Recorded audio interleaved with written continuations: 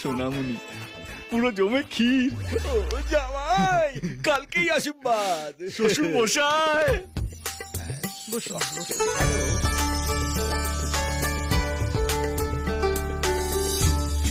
সোনামণি। বাবা, হ্যাঁ বল। আমি থাকতে বাবা কেন সোনামণি? বাবা আমি দেবের সাথে একটু আলাদা কথা বলতে চাই। এই তো বেটা লাইন এসছে। এখন থেকে বাবা বস, সবই বস। কিরে, কোথায় যাচ্ছিস? সোনামণি আমার সাথে আলাদা কথা বলতে চাই। আরে ছেড়ে দে না, আগে পাকা টাকাটা হয়ে যাক, তারপর কথা বলবি। আগে কথা, তারপর পাকা দেখা। সোনা ডার্লিং, ফলো মি। এই দেখো, আরে কেউ যে পরের পেছন পেছন চললো।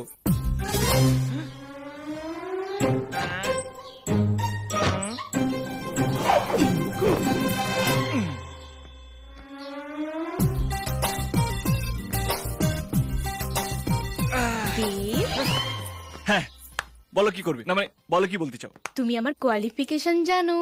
ইয়েস, মাধ্যমিকে ফার্স্ট ডিভিশন, 4টে লেটার, উচ্চ মাধ্যমিকে স্টার, আর ফার্স্ট ক্লাস পেয়ে গ্রাজুয়েশন কমপ্লিট করেছো। এখন তুমি এমএ করবে। এত ভালো রেজাল্ট কেন করেছি বলো তো? এইটা তোমার ক্যালমা, আর তোমাকে দেখতেও ঝিঙ্কু। সেই জন্যই মাস্টারমশাইরা এমনি বেশি বেশি নাম্বার দিয়ে দেয়। এই জন্যই তুমি বারবার পরীক্ষায় ফেল করো।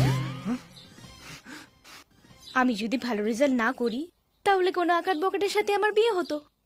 এই জন্যই এত খেটে ভালো রেজাল্ট করেছি। ও হুম। কিন্তু কপাল দেখো, হুম? সেই তোমার মতো এক পিস সেজে গুজে আমাকে বিয়ে করতে চলে এলো।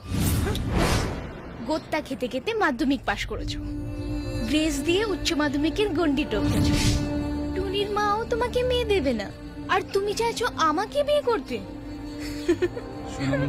শোনো, তুমি যদি আমাকে বিয়ে করো, বিয়ের পরের দিনে আমি কলকাতা পালাবো। ওখানে আমার লাভার বিজয় আছে, কম্পিউটার ইঞ্জিনিয়ার।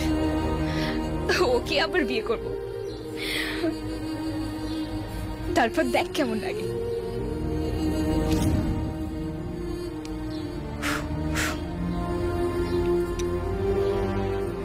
এবার তুমি ঠিক করো, বিয়েটা হবে না হবে, পাগলু।